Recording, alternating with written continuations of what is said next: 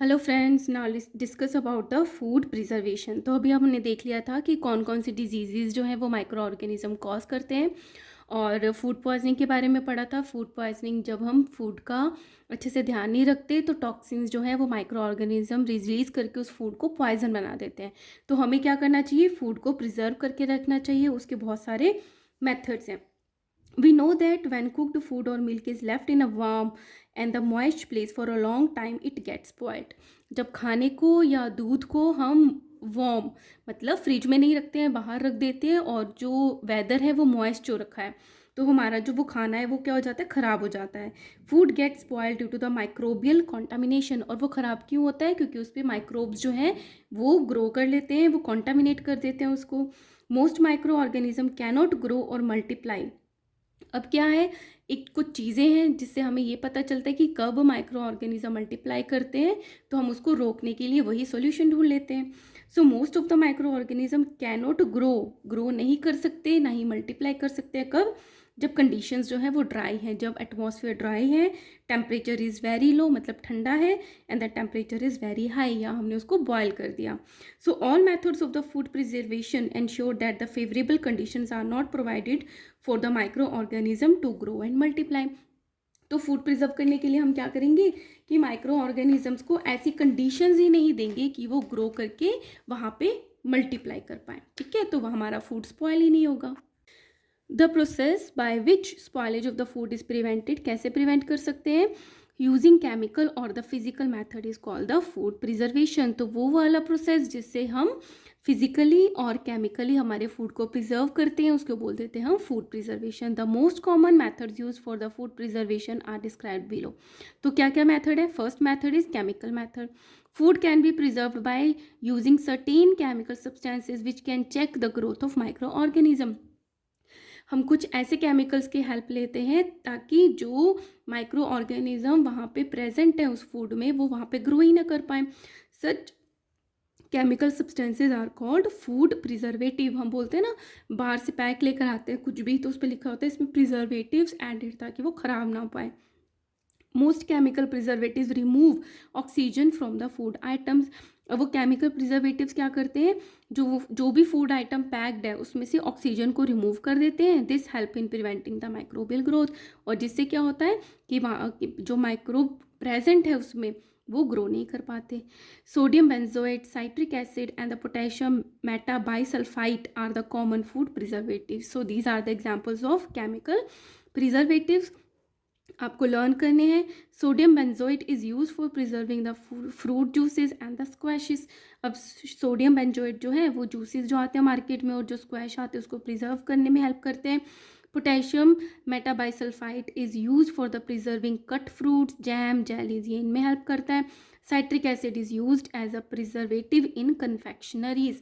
जैसे cakes, bread बनती है ना कन्फेक्शनरीज, बेकिंग फूड, वहाँ पे क्या है, ये साइट्रिक एसिड जो होता है वो प्रिजर्व करता है। ठीक है, so this is about the chemical method.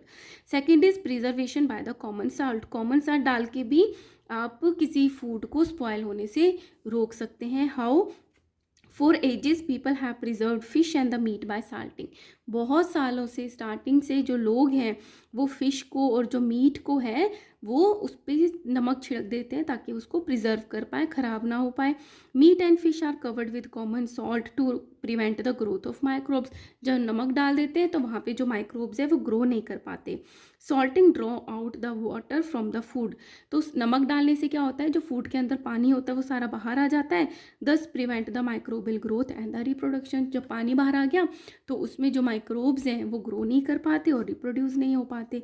Salting is also done to preserve amla, raw mangoes and tamarind. So amla को प्रिजर्व करने के लिए, कच्चे आम और इमली को प्रिजर्व करने के लिए भी नमक को डाला जाता है। ठीक है, so this is about the preservation by the common salt. Third is preservation bye sugar. Sugar add करके भी आप प्रिजर्व कर सकते हो। Sugar reduces the moisture content of the food. जब शुगर डाल देते हैं तो उसमें मॉइस्चर कंटेंट कम हो जाता है, this inhibits the growth of food spoiling micro organisms. Jams and jellies, squashes are preserved by the sugar. Okay, fourth is preservation by the oil and vinegar. अब ऑयल और विनेगर, सिरका डालकर भी आप food को प्रिजर्व कर सकते हो। Oil and vinegar prevent the growth of the food spoiling micro organisms. कैसे? Mustard oil and the vinegar सिरका are widely use as a preservative of fruits and vegetables in the form of pickles. जब भी अचार डालते हैं आपके घरों में आपकी मदर्स, तो उसमें क्या डालते हैं? सरसों का तेल और सिरका डाल दिया जाता है ताकि वो खराब ना हो। Meat and the fish are also preserve by this method.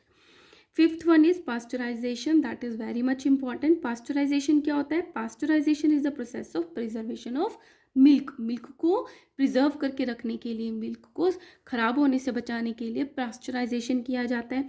In this method milk is heated at about 70 degree Celsius for 15 to 30 seconds. मतलब दूध को 70 डिग्री सेल्सियस तक गर्म करते हैं। कितनी देर तक?